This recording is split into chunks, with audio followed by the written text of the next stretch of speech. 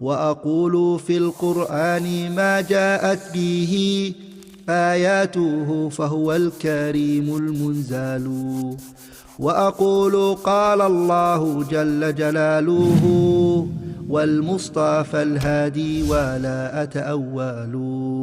الحمد لله رب العالمين له الحمد الحسن والثناء الجميل وأشهد أن لا إله إلا الله وحده لا شريك له يقول الحق وهو يهدي السبيل وأشهد أن سيدنا ونبينا محمد صلى الله عليه وعلى آله وأصحابه والتابعين لهم بإحسان إلى يوم الدين أما بعد. Inshallah ta'ala, we're going to carry on the seerah, the biography of the Prophet alayhi salatu wasalam. We stopped at the age of the Prophet sallallahu alayhi wasallam لما تزوج خديجة. The umur, the age of the Prophet alayhi salatu wasalam لما تزوج خديجة, when he married Khadija. The Prophet sallallahu alayhi wasallam, the age. that I can announce it. Inshallah. No. You can't stop it now. He's a bit ill. He's a bit ill. Somebody sit him down. Sorry. No problem.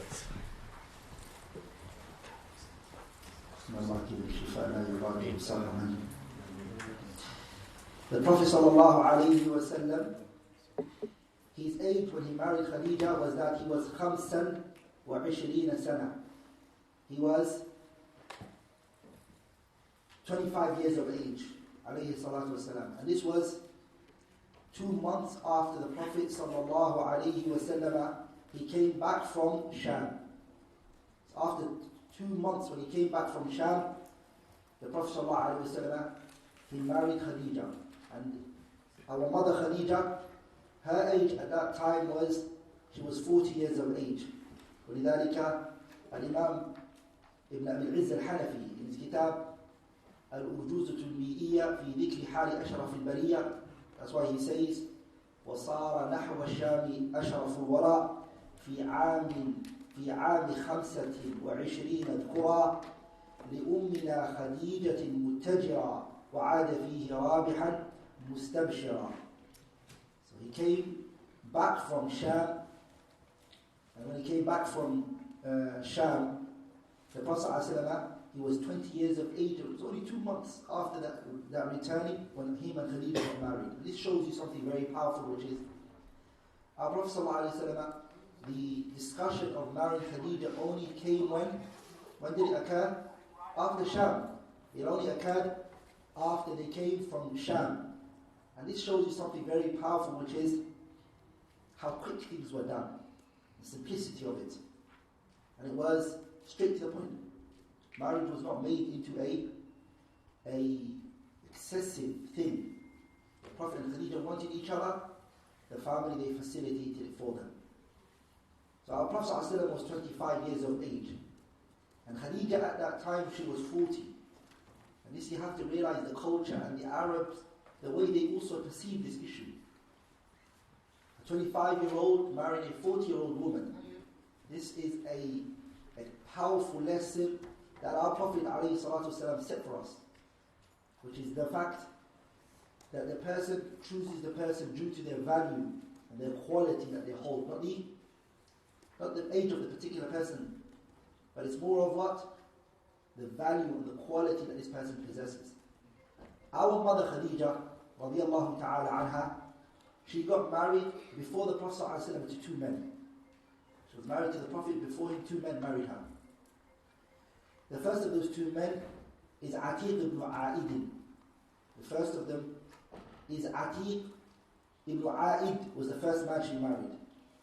And Atiq ibn A'id, who Khadija got married to, she had for him a boy whose name was Abdullah, and a girl, her name was Hindun. Her name was Hindun. Then Hindun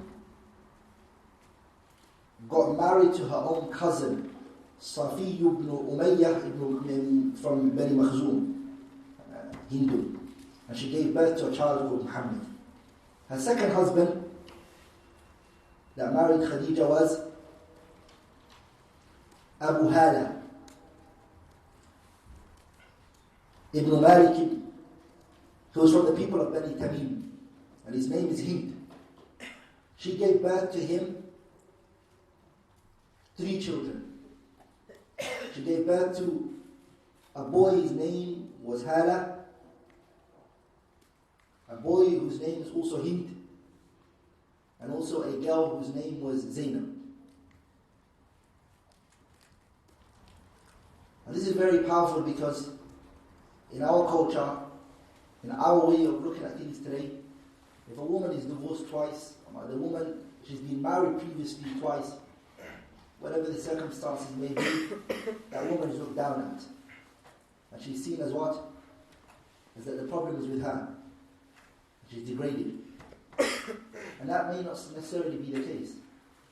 وَلِذَلِكَ, last night, I remember 6 years ago reading a book written by Abil Hassan Ali ibn Muhammad al-Mada'i rahimahullah. There's a book called Al-Murdifat min Quraysh. The kitab is called Murdifat min Quraysh. What this book is that women who married more than one man but were honorable women. Their marriage was to more than one man. They had marriage multiple times, but they were honorable women. So I tried to look for that book in my library to read it, because I read it many years ago. I couldn't find it. It was very hard for me to find. And the kitab is not online. So I'm doubtful if the kitab is actually written by Abil Hassan Ali ibn Muhammad al-Madaini, or if it's written by Yazid ibn Abi Habib al-Azdi rahimahullah, who died in the year 125, or if it's Abil Hassan Ali ibn Muhammad al-Madaini, who died in the year 225 or 230 approximately. One of the two wrote the book. And this kitab shows you that these women were married multiple times, and the reason why their marriages never worked out for them, it was due to the value and the quality that they possessed. The man that they were getting married to was never reaching that level. So every time she got married, she realized she was greater in thinking, she was smarter, she was more mature, she was more dedicated than this particular man that she's married to. And so she would not go and stay in this relationship with him. She would leave him. And she would try to look for the next, and she would find that he's not her level or her caliber. So it's not always the case, that a man gets married multiple times that it's his fault. Or if a woman marries multiple times that it's what? It's her fault. It will always be a different situation. And you can all see through our mother Khadija, was there a woman as great as her, and as more honorable as her, and as great value of her? There wasn't at that time. There wasn't. Ma'adalik, she was married twice before the Prophet ﷺ. Another thing that is very looked down at in our community is that a man on his first attempt should never marry a widow who has no children. Very looked down at. And it's seen as something that is what? It's looked at something that is, that this person, what have you done to yourself? You're young, you're going to marry a widow, or you're going to marry a divorcee, okay, who's got kids. This is your first marriage. I don't think you should do that. Why? Because the culture doesn't accept that. So this is that which the Prophet ﷺ broke in the culture that he's from, the people he's from. He made and he set a example in this regard. And the Prophet married Khadija radiallahu ta'ala anha, and he stayed with her and remained with her, and never married a woman with her, by the way. Whilst the Prophet was married to Khadija, the duration he was married to Khadija, he never ever married another woman with her. He stayed with her alone. Sallallahu alayhi wa sallam. Khadija, she gave birth to the Prophet and his children. She gave birth to the Prophet's children alayhi salatu wa sallam. And Imam Ibn Abi al-Izz al-Hanafi, he summarized the children of Khadija and also the Prophet's children in general, for a person to memorize it. He said, فَكَانُهُ فِي عَقْدُهُ عَلَيْهَا وَبَعْدَهُ إِفْضَاؤُهُ إِلَيْهَا وَوِلْدُهُ مِنْهَا خَلَا إِبْرَاهِيمَ فالأول القاسم حاز التكريم وزينب رقية وفاطمة وأم كلثوم لهن خاتمة والطاهر الطيب عبد الله وقيل كل اسم لفرد زائد والكل في حياته ذاق الحمام وبعده فاطمة بنصف عام. This line of poetry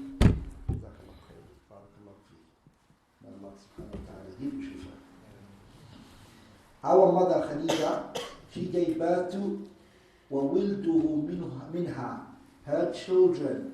All of the children that the Prophet ﷺ had, all of them were from Khadija, مَا خَلَى Ibrahim, except who? Except Ibrahim. Ibrahim was not from Khadija. Who gave birth to Ibrahim? Ibrahim, he came from Maria al-Qibtiyya. Maria al-Qibtiyya, her name is, she gave birth to Ibrahim for the Prophet ﷺ. Maria Qibtiyya, her name is Maria bintu Sham'un. Her name is Maria bintu Sham'un. She was a gift that was given to our Prophet sallallahu alaihi wasallam by the leader from Al-Iskandariya, Al-Muqawqis. Al-Muqawqis, he gave Maria Qibtiyya, the Prophet ﷺ, as a gift. When they migrated to what? When the Sahabas went there to send a message on his behalf. He sent to the Prophet Maria Qibtiyya. And the Prophet ﷺ had Maria Qibtiyya never as a wife. She was a what? She was milkul yamin. She was what your right hand possesses. Alayhi salatu wasalam. And Maria Qibtiyya, as you all know, the slaves, they don't wear face veil. Like in Maria Qibtiyya, the Prophet sallallahu alayhi wasallam, he commanded her to cover up. She was commanded to what? She was commanded to cover up. And she became pregnant for him, alayhi salatu wasalam, and she gave birth to Ibrahim for him. She died, Maria Qibtiyya, she died في خلافة Umar ibn al-Khattab. She died at the Khilafah of Umar radiallahu ta'ala anhu's time. وَرَضِيَ اللَّهُ تَعَالَى عَنْهَا. May Allah be pleased with Maria Qibtiyya. And she died in Muharram when the year was 16 Hijriya. Khadija, she gave birth to some of the Prophet ﷺ قبل البعثة, before he became a prophet. The only one, to be honest, that she only gave birth for him after he became a prophet was Abdullah. Abdullah was the only one that was born what? He was born after the Bi'athatul Nabi, when the Prophet was sent as a messenger. The rest were born what? Before the Prophet was sent as a messenger. The first of the Prophet's children are who? The first of them is who? Al-Qasim. And that's why he says, in Abil Izz al-Hanafi says, فَالْأَوَّلُ الْقَاسِمُ حَازَ التَّكْرِيمِ. The first of them is Qasim. He surpassed them in honor. And he was the first child of the Prophet. And how did he surpass them in honor? In other words, he's the one that the Prophet took the kunya. The Prophet's kunya is what? Abu Qasim. He was the first child that he had. Ibn Majah narrated in his Sunan, بِسَنَدٍ ضَعِيفٍ, a weak chain of narration. It's a very, very weak narration, that Hussein ibn Ali, he said, لَمَّا تُوفِيَ الْقَاسِمُ, when Qasim died, which is the son of the Prophet alayhi salatu wasalam, Khadija said to the Prophet sallallahu alayhi wasallam that the milk that are in my breasts for Qasim, it hurts because of the fact that she needs to breastfeed, and he hasn't taken his milk because he died. In other words, she's trying to say he hasn't finished his duration. وَالْوَالِدَاتُ يُرْضِعْنَ أَوْلَادَهُنَّ حَوْلَيْنِ. If only he finished his 2 years, and then he died, she said. Then the Prophet ﷺ said in this weak hadith, إِنَّ إِتْمَامَ رَضَاعِهِ, the completing of his breastfeeding is in Jannah. That Qasim is going to be, his rida'a is being completed for him in Jannah. Then Khadija said, لو أعلم ذلك يا رسول الله. O Messenger of Allah, if only I knew that, لهون علي أمره. His matter, if only I knew that, his matter would become so light on me. I wouldn't be so hurt the way I feel, the pain I'm going through. Then the Prophet said to her, in shi'ti, if you want, دعوت الله, I ask Allah and I call unto him, فأسمعك صوته, and I will make him, I will ask Allah to allow you to hear the noise of your son Ibrahim, Qasim, your son Qasim. In this hadith we narrated Ibn Majah and we said it is what? ضعيف جدا, it's excessively weak. Many scholars they bring it and it's weak, it's not authentic. It's hadith 1512, it's a weak hadith. Then after Qasim, the Prophet's second child was Zainab. Zainab, she's the oldest daughter that the Prophet had. وَهِيَ أَكْبَرُ, she is the oldest. She's the eldest from what? بَنَائِهِ, from his daughters. Prophet's eldest daughter is who? His eldest daughter is who? Zainab is the eldest daughter for him, alayhi salatu wasalam. And she also is وَأَوَّلُ مَنْ تَزَوَّجَ مِنْهُنَّ. And she's from the first that got married, of course. She's the oldest daughter, and she's the first that got married. And this is something we need to step over, which is this concept of if a younger sister marries whilst her older sister is there. In our culture, it's like, wait, let your older sister get married first, and then you can get married. Is that common in your culture as well? Yep. So the younger one, she's told to wait, even that she might be the one that wants to get married, and the older one's just relaxed. She doesn't want to get married yet. So she's told, the younger one is told, you would have to wait, let your sister get married, and then a year or two then you should get married. That's a cultural thing. It has no basis in the religion. One wants to get married, the other one, and the other one doesn't want to get married to, it's the person's choice. But the reason they say that is because people are going to shame your elder sister and say that no one wants her. And it's going to look bad on your elder sister's reputation. And don't make your sister look like that or seem to be like that. But Zainab, who's the Prophet's eldest daughter, she got married first. And she got married to Ibn Khalatiha. She got married to her cousin from her mom's side.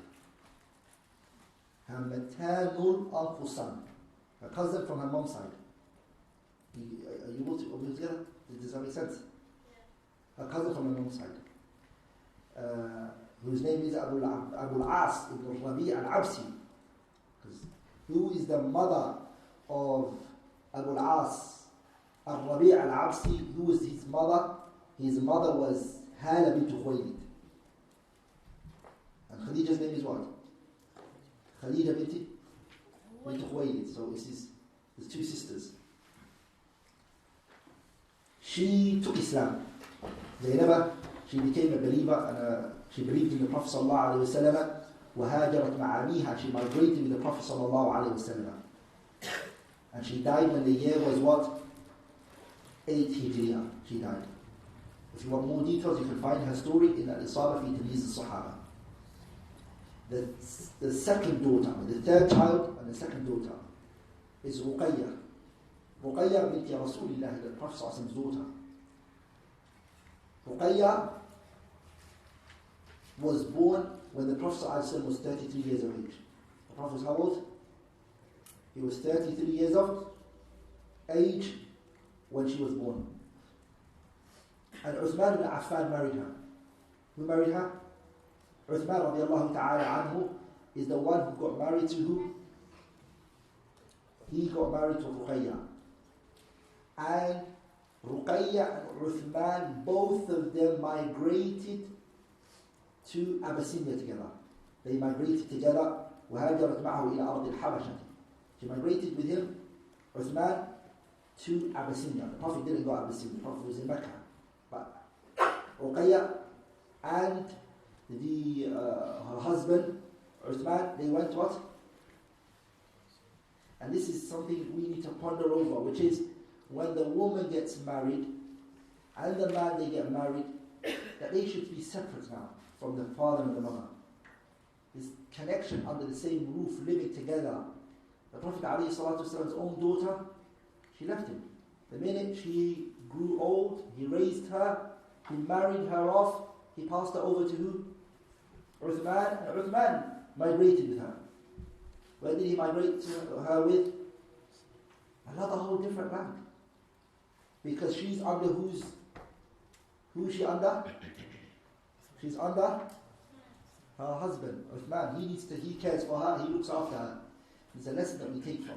And it also takes the responsibility of the husband, also knowing that he needs to take his wife with him. That she's his responsibility now. And that he should try to play as much as he can to separate the husband, separate his wife, from the in-laws. And that visiting, like the Arabs, they say, zid ghibban tazdid hubban. Zid ghibban, increase in absence, the hearts will increase in love towards one another. But if the people are always coming at each other, in the morning they wake up, your wife wakes up, and your mother wakes up, and they see each other every day, this is not going to increase love. But if they are meeting each other, and they're coming to each other after a period of time, this increases love. They miss each other. Your children are missed. You're missed. But if every day you're in front, you'll see people, the love dies out. Or it's very little. So, at least, Ikhwani, the seerah is a lesson for us. It's how we should live our lives, the way we should be. We take lessons from them. Any points that we see that we think lesson can be taken out of it, we take out of it, right? It's not to attack any culture, it's not to attack an individual, it's that lessons are in it for everybody. Ruqayya, she got married to Uthman radiallahu ta'ala anhu in Mecca. And she travelled, as I said, وَهَاجَرَتْ مَعَهُ إِلَىٰ أَرْضِ الْحَبَشَةِ. She migrated to Abyssinia with him. And at that place, she gave birth, وَوَلَدَتْ لَهُ هُنَاكَ إِبْنًا. She gave birth to a boy. فَسَمَّاهُ, he called it Abdullah. ولذلك عثمان, he used to be يكنى بأبي عبد الله. ولذلك عثمان's kunya is Abu Abdullah. And Ruqayya, she died رضي الله تعالى عنها يوم وقعة بدر, when the battle of Badr, and that was the first battle that took place between the believers and this Quraysh, an actual battle that took place between them. She died, and she was buried the day when Zayd ibn Harith radiallahu ta'ala anhu, Zayd ibn Haritha radiallahu ta'ala anhu, he came to give the news of that the believers had won the battle of Badr. So the Prophet was in what? Should he be pleased with the news of the battle of Badr, or should he be saddened by the death of his what? His beloved daughter, Ruqayya radiallahu ta'ala anha. ثم كلثوم. Then Khadija gave birth to what? Khadija gave birth to Kulthum. This is the Prophet's what? This is the Prophet's third daughter.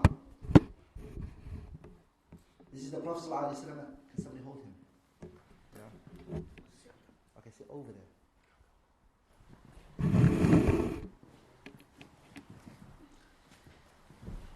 Then the Prophet ﷺ, Khadija gave birth to what? ثم Kulthum. She gave birth to Kulthum. Kulthum, she is older than Fatima. Even though there's a khilaf mentioned, she's older than Fatima. She is. Uthman actually got married to her after he married Ruqayya. When Ruqayya died, the Prophet ﷺ, he married her off to Ruqayya died, and the Prophet ﷺ told his other daughter Kulthum to take the place of her sister and get married to who? Uthman ibn Affan radiallahu ta'ala anhu. So Uthman radiallahu ta'ala anhu, he married two of the Prophet's daughters. No one got this privilege except Uthman radiallahu ta'ala. And because of this, scholars, they said that he was given the title of what? The Dhul Nurayn. He was given the Dhul Nurayn. They say so. Fihi ma fihi. So Fatima and Kulthum, Qawl Rajih is that Kulthum is older. She's the elder sister. She's older than her in age. Kulthum got married to who? Uthman ibn Affan, radiyallahu ta'ala anhu. And she gave birth to no child for Uthman, no children. And she died the 9th year of the Hijriya. And the Prophet prayed on her. ولذلك the Prophet, all of his children, they died. Except who? Fatima. Fatima is the only one. ولذلك, that's why Imam Ibn al-Izz, he says, وَالْكُلُّ فِي حَيَاتِهِ ذَاقُ الْحِمَامِ. All of his children, they taste the bitterness of death. وَبَعْدَهُ فَاطِمَةٌ بِنِصْفِ عَامٍ. Fatima, she stayed after the Prophet what? نصف عام. What's a نصف عام? Half a year. Half a year is what? So 6 months after the Prophet she died. Fatima radiallahu ta'ala. Then the Prophet's youngest daughter is who? The youngest daughter was Fatima. Fatima, the Prophet told us she is what? Sayyidatu Nisa'il Alameen. She's a Sayyidah. She's the leader of the women of Jannah. She's the youngest daughter that the Prophet ﷺ had. She was born when the Prophet ﷺ was 41 years of age. And she died after the Prophet ﷺ بستة أشهر, in 6 months after the Prophet died ﷺ. And she was the first person to come after the Prophet when he died. Nobody from the family of the Prophet, the immediate family or anybody else around, close family relatives, were as close as Fatima, as Ibn Hajar mentions. Ali ibn Abi Talib radiyallahu ta'ala anhu is the one who led the janazah for her, prayed on her. And her age at that time, she was 29, she was 29 years of age when she died. And some scholars, they said she was 30 years of age when Fatima died. So she died at a very young age. Fatima radiallahu ta'ala anha. The Prophet sallallahu alayhi wa sallam, as the youngest child, the youngest was them, Abdullah. Abdullah is the youngest. And Abdullah is the one that is called At-Tayyib Al-Tahir. It's called what? At-Tayyib Al-Tahir. ولذلك Ibn al-Izz, he says, وَالطَّاهِرُ الطَّيِّبُ عَبْدِ اللَّهِ وَقِيلَ كُلُّ اسْمٍ لِفَرْدٍ زَاهِ. There's a khilaf. Some scholars, they said Tayyib and Tahir are two other children of the Prophet. And some scholars, they said that Tayyib and Tahir is actually who? Abdullah himself. It's not other child. ولذلك Ibn Qayyim says in his kitab زاد المعاد في هدي خير العباد, he says in his زاد المعاد, he says that ثم ولد له عبد الله وهل ولد بعد النبوة أو قبلها فيه اختلاف. That the Prophet ﷺ, Khadija gave birth to Abdullah for him. Was he born after the prophecy, or was he born before he became a prophet? فيه اختلاف, there's a dispute in this regard. وصحح بعضهم, Ibn Qayyim said some of the scholars, they strengthened the opinion أنه ولد بعد النبوة, that he was born after the prophet's prophecy. And then they differed. وهل هو الطيب الطاهر, is he the one that's called الطيب الطاهر, أم هما غيره, or are they other two children of the prophet? على قولين, there are two views in this regard. والصحيح, Ibn Qayyim says the strongest opinion is أنهما لقبان له, they are two nicknames that were given to Abdullah. The reason why he was given this is because he was the only one that was born after what? The prophecy, they said. Abdullah died as a very young child. He died very young. Qasim died when he was only 1 year of age. They say that he could only manage to walk, some scholars say. Some of them say, لا تمكنه من ركوب الدابة. He could only be managed, if he was put on a riding beast, he could sit, that's it. Nothing else he could do. Abdullah was born, he died very young. All of the Prophet ﷺ's children, they all reached Islam. And they took Islam, those who could take Islam from amongst them. Those which are young are young.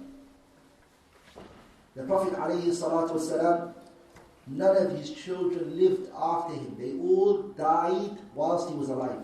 And the only child, as I said before, that lived after him was Fatima, and she فقد توفيت بعده ب6 أشهر. After 6 months now, she died. When Mushrikeen Quraysh saw the Prophet's situation, and they saw how he lost all of his children, especially his sons, the Arabs, they look at the boy, and that the only child that was left for him was Fatima.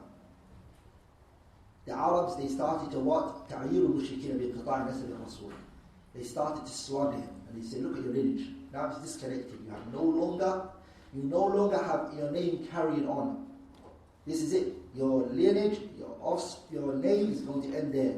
No one's going to ever say, as they count and they mention their name, no one's ever going to say Muhammad ibn Abdullah ibn Muhammad. No one's going to say that. When your name stops, that's it. They said that to the Prophet, because of the fact that his sons were dead. And the person who uttered these words was Al-As ibn Wa'il.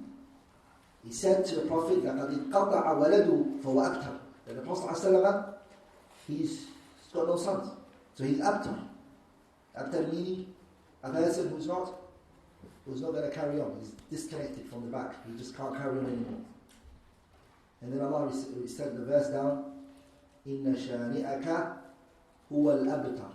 The person who tries to shame the Prophet ﷺ by slandering him, calling him names, belittling him, that's the person who's abtar. He'll be disconnected. He won't. But there are hikam and wisdoms why Allah Ta'ala chose to put the Prophet ﷺ in that situation. Only He knows, Allah Ta'ala. But what we can say is, Wallahi, they lied to say that. Because Hafiz ibn Kathir said something very powerful. He said, Hasha wa kalla. Wallahi, no, that's not the situation. And impossible is this. بَلْ قَدْ أَبْقَى اللَّهُ ذِكْرَهُ عَلَى رُؤُوسِ الْأَشْهَادِ. Rather, the Prophet ﷺ's name is the only name that remains over everybody's heads. Everybody is talking about him. He's been spoken about. He's been discussed. Politicians are talking about him. Governments are talking about him. Media wants to say things about him. On the streets, people are talking about him. In the masajid and the hilaq, the Prophet's been spoken about. Everybody, whether it be good or bad, he's been spoken about. He's not forgotten. And his name hasn't become disconnected. وَأَوْجَبَ شَرْعَهُ عَلَى رِقَابِ الْعِبَادِ. And Allah made the Prophet's legislation obligatory over everybody's neck. Ibn Kathir says, مُسْتَمِرًا عَلَى دَوَامِ الْآبَادِ. Which will carry on forever until the day of judgment. إِلَى قِيَامِ الْحَشْرِ وَالْمِعَادِ. صلوات الله وسلامه عليه دائما إلى يوم التناد. ولذلك the noble companion Hassan ibn Thabit, in his lines of poetry in praising the Prophet, what did he say? وَضَمَّ الْإِلَهِ اسْمَ النَّبِيِّ إِلَى اسْمِهِ. Allah took the Prophet's name and He brought it and placed it right next to his name. إِذَا قَالَ فِي الْخَمْسِ الْمُؤَذِّنُ. When the caller of adhan makes the adhan 5 times a day, he says what? أشهد أن لا إله إلا الله وأشهد أن محمد. Muhammad is mentioned next to who? Allah subhanahu wa ta'ala. إذا قال في الخمس المؤذن أشهد وشق له من اسمه ليجله. And Allah tabarak wa ta'ala, He picked from his name so he can honor him. فذو العرش محمود وهذا محمد. So Nabi Muhammad's name is not what? Is not going to stop at a particular place or what? Time. He will be always remembered, alayhi salatu wasalam. We're now going to speak about بناء الكعبة ودرء فتنة عظيمة. The rebuilding of the Kaaba. And the role that the Prophet alayhi salatu wasalam took in this matter. The Kaaba, as you know, my beloved brothers and sisters, هي أول بيت بني لعبادة الله عز وجل. It's the first house that was built for Allah to be worshipped on. As Allah said in the Quran, إن أول بيت وضع للناس للذي ببكة مباركا وهدى للعالمين. إن أول بيت, the first house that was placed on this earth, وضع للناس للذي ببكة مباركا, is the Kaaba. It's Mecca. Why was it placed? مباركا, it was blessed, وهدى, and its guidance للعالمين, for the world and the universe. And Imam al-Bukhari and Muslim both narrated on the authority of Abi Dharr radiallahu ta'ala anhu that he said, قلت يا رسول الله, O Messenger of Allah, أي مسجد وضع في الأرض أول. He said, I asked the Prophet, Abu Dharr asked the Prophet, he said, O Messenger of Allah, which masjid was the first one that was placed on this earth? The Prophet said, Al-Masjid al-Haram. Masjid al-Haram is the first masjid that was placed on this earth. The Kaaba, my beloved brothers and sisters, تعرضت الكعبة, the Kaaba endured so much. If it's the first house, it went through a lot. The Kaaba, it went through a lot. When the Prophet ﷺ, before he became a prophet, 5 years before he became a prophet, 5 years, a big wave of water came and it flooded the Kaaba. And what it did to the Kaaba was that it destroyed the construction of the Kaaba. It destroyed the construction of the Kaaba. And so Quraysh, between themselves, they saw the necessity فَضَّرَّتْ قُرَيْشُ إِلَى تَجْدِيدِ بِنَائِهَا. They saw that it was necessary that they have to do something about rebuilding this Kaaba. And that the Kaaba is what? It's the place that all of the Arabs and the tribes honor the Quraysh for. And that they should protect وَحِفَاظًا عَلَى حُرْمَتِهَا. They should protect its holiness. So Quraysh, what they did an agreement. Quraysh has many branches under Quraysh. They agreed, they made a decision that they're going to build the Kaaba, rebuild the Kaaba. But when they look at the condition that they set for rebuilding the Kaaba, they said, we're going to rebuild the Kaaba, but there's a condition. What is it? أَلَّا يُدْخِلُ فِي بِنَاءِ الْكَعْبَةِ مِنْ كَسْبِهِ إِلَّا طَيِّبًا. That the money that they're going to build the Kaaba with has to be money that's halal. Nothing haram. What's the haram that they are staying away from? أَلَّا يُدْخِلُ فِيهَا. They're not going to build the Kaaba with money that is brought from مِنْ مَهْرِ بَغِيٍّ, a prostitute's money. Her money is not taken from her, and it's not used towards the Kaaba. وَلَا بَيْعِ رِبًا. And in riba, riba is also not going to be used in the construction of the Kaaba. وَلَا مَظْلَمَةَ أَحَدٍ مِنَ النَّاسِ. And money that was oppressively taken, unjustly taken from anybody will not be used towards the Kaaba. This is Quraysh. They were not what? They were not Muslims. Sorry? They were not Muslims. They were disbelievers. They were idol worshippers. But they knew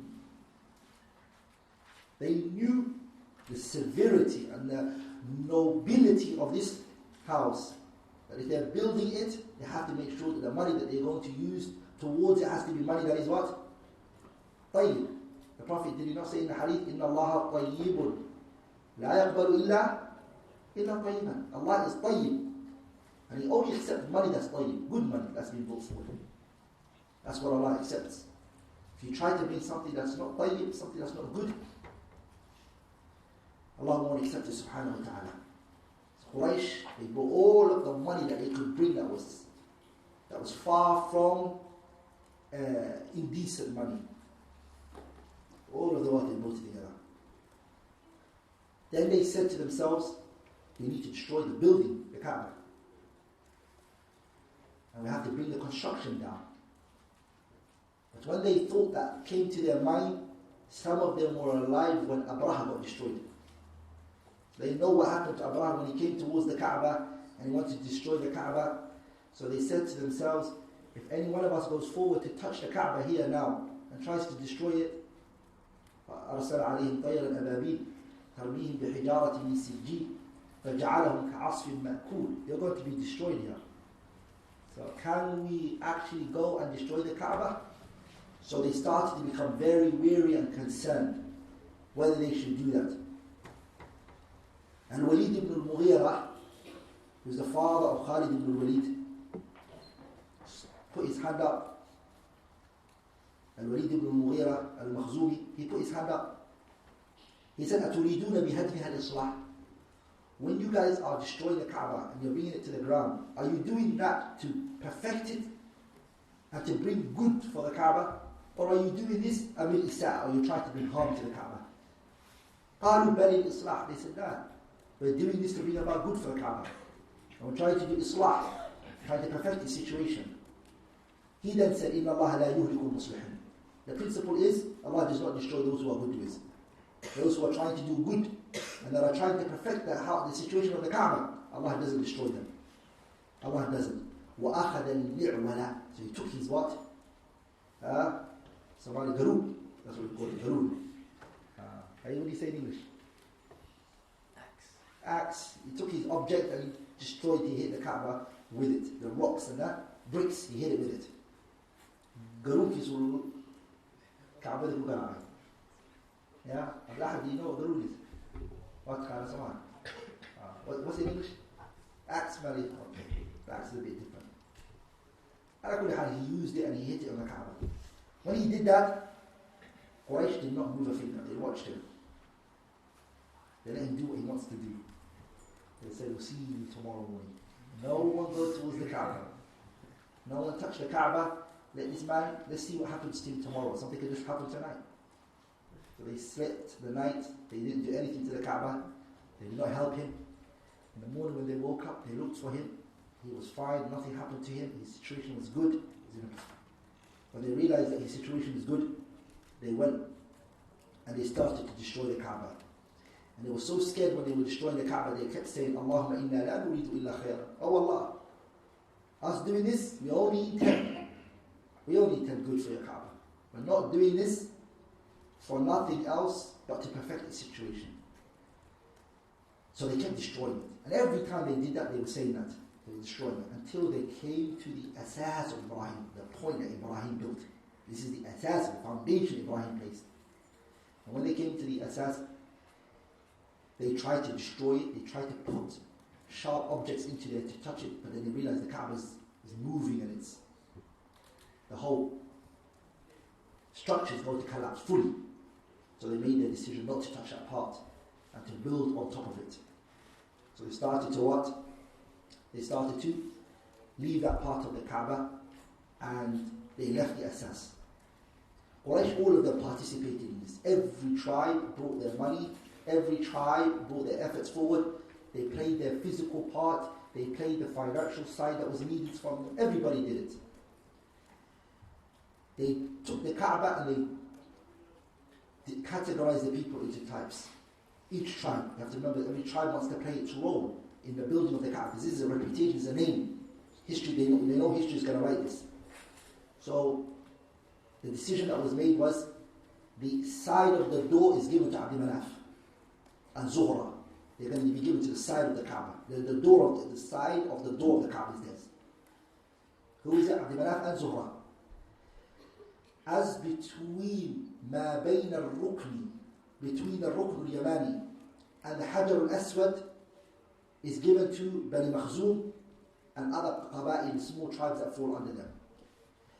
The back of the Kaaba, Dhahr al-Kaaba, the back of the Kaaba, they said they're going to give that to Jumah and Sahm ibn Amr, ibn Hasisi, ibn Ka'b ibn Lu'ay. And then the side of the Hijr, where, it's not built right now, people go in there and sit, pray there, where you can't do the tawaf around. There's a part, it's called the Hijr, you can't do tawaf in it. You go around it, but it's small, it's got a little wall there. That Hijr, the side of it was given to Abd-Dar ibn Qusay, and also Asad ibn al-Uzza ibn Qusay, and also Adi ibn Ka'b ibn Lu'ay. They were all given portions of the Kaaba. This is the part that they had to bring the money for, and the part that they had to build physically. The Prophet that day was there as well. He physically was there as well, alayhi salatu wasalam. And when everybody was doing their part in bringing the rocks, the Prophet did the same. And he was taking, alayhi salatu wasalam, the rocks from the place, and he was placing it on the Kaaba, and he was building it, alayhi salatu wasalam. And his age at that time was 35 years of age, alayhi salatu wasalam. And that's the most authentic opinion in this regard, that the Prophet was 35 years of age at that time, as Abdul Razak ibn Hammam as-San'ani mentioned in his Musannaf. بإسناد صحيح. بإسناد صحيح, a chain of narration which is authentic. Bukhari and Muslim both narrated a fascinating story, which is Jabir ibn Abdullah, he said that the Prophet ﷺ told them that he was taking the what? He was taking the stones and the bricks. He was carrying them ﷺ. And the Prophet ﷺ, when he was carrying them on his neck. He was carrying them on his neck. And the Prophet was wearing an izar, a lower garment. The izar is the bottom part. That's what we call the ma'awis in Somali. The Asians, they call it lungi. Yeah, that's the izar. The Prophet was wearing the alayhi salatu. Abbas ibn Abdul Muttalib, the Prophet's uncle, he saw the Prophet that day working, and he said to him, Ibn Akhi, the son of my brother. He said to him, the son of my brother. لو حللت إزارك, if only you take off your izar, what's going to happen? Yeah, Aura's going to show. If only you took your izar off and you placed it on your neck, because the brick you're putting on is going on your neck, it's going to hurt your neck like that. Don't worry about this. Just take it from the bottom and place it on your neck. فَجَعَلْتَ عَلَى مَنْكِبَيْكَ, and you placed it on your neck دُونَ الْحِجَارَةِ, to protect you from the rock. When it goes on your neck, you've got the izar that's protecting you from your neck. فَحَلَّهُ, the Prophet started to open his izar, wanted to do it. فَجَعَلَهُ عَلَى مَنْكِبَيْ, and he placed it on his neck. فَسَقَطَ مَخْشِيًا عَلَى, the Prophet fainted straight away. He became unconscious. فَمَا رُؤِيَ, the Prophet was never seen بَعْدَ ذَلِكَ عُرْيَانًا, never was he seen after that day naked. Never. Ever since that day, the Prophet never, none of his aura was ever seen. Salawatullahi wa sallam. Bukhari and Muslim both narrated this.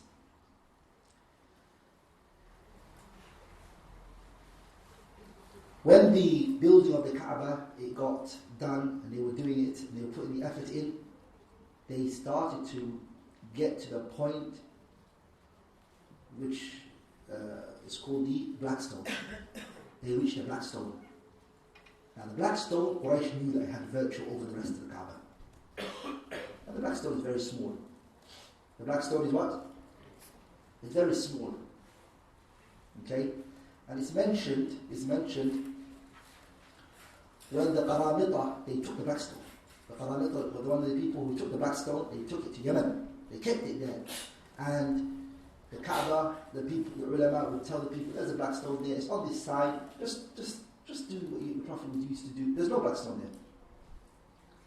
So they had it for years, and then one of Allah Ta'ala, the punishment and the torment and the destruction and what they call today natural disaster, got so much in Yemen through the Qaramita that one of the leaders said, maybe the reason why Allah's punished us like this is because we've got the Black Stone, let's take it back to the Kaaba.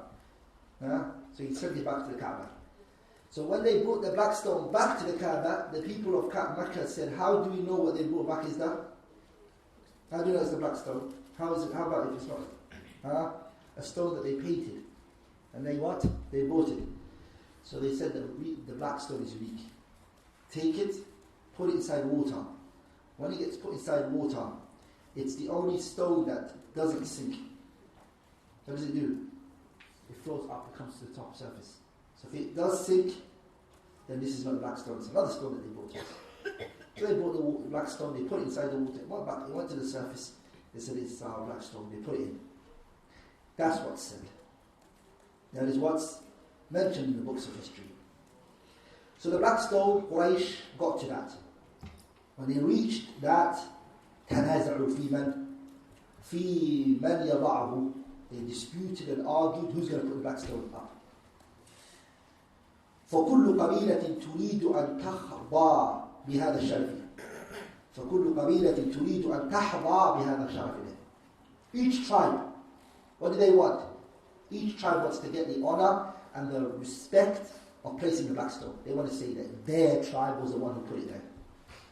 حَتَّى كَادَتِ الْحَرْبُ أَن تَشْتَعِلَ بَيْنَهُمْ فِي أَرْضِ الْحَرَمِ, until they started to take out the sticks and the swords and the weapons that they were using to build the Kaaba. They started to want to kill each other in the Kaaba. It was that close. Bloodshed was going to take place. When bloodshed, it reached that point. 4 and 5 nights, some of the narrations mention 6 nights went by, nothing was moving forward. Every tribe, argument, something is happening. Until finally, the eldest person in Quraysh at that time, who was the oldest in age, was none other than Abu Umayyah ibn al-Mughirah al-Makhzumi. He was the oldest. He's the father of who? Our mother, Salama. Salama's father. He was what? Salama's father. Salama's father is the one who was the oldest that day. وَكَانَ عَامَئِذٍ. That particular year, he was أَسَنَّ رَجُلٍ فِي قُرَيْشٍ, the oldest man in Quraysh, in age. He said to them, فَقَالَ يَا مَعْشَرَ قُرَيْشٍ. He said, O Quraysh, اجعلوا بينكم, place between you guys, فيما اختلفوا فيه, that which you disputed, أول من يدخل من باب بني شيبة. The first person who enters from the door of Bani Shayba. And today, if you want to know exactly where that Bab is, Bab of Bani Shayba is the door of Bab al-Salam. You go to the Kaaba, it's called Bab al-Salam, that's the door. He said, the first person who enters from what? Min Babi Bani Shayba. The first person who enters from that door of Bab Bani Shayba, فرضوا وقبلوا هذا الرأي جميعا. Place your matters to him, give it to him, and whatever decision he gives you, listen to him. So they also said, okay, that's a fair, because they know who, if anybody's tribe can walk in, it's not a particular person, let's all sit down, whether it be this tribe or that tribe, it doesn't matter. Anyone who walks in will be a hakam and a judge between us. فَأَشْخَصُوا أَبْصَارَهُمْ إِلَى بَابِ الْمَسْجِدِ. Everybody staring at that door. Who's going to come out from it? Who's going to walk in? Who is it going to be? Everyone's observing. This is what's going to change history for them, basically. وَشَرَأَبَّتِ الْأَعْنَاقِ. Those who were short, who couldn't see, they made their necks high up to see, to make sure that they're the first person to see who is it going to be and who's going to come out from that door. فَإِذَا بِهِ. That person who came out, that walked out of that door, it turned out to be, we'll finish it for next, inshallah ta'ala, week. And what happened? I will conclude there, inshallah. Anything which I have said that was wrong or incorrect is from me and Shaitan, and Allah and His Messenger are free from it. سبحانك اللهم وبحمدك أشهد أن لا إله إلا الله أستغفرك وأتوب إليك.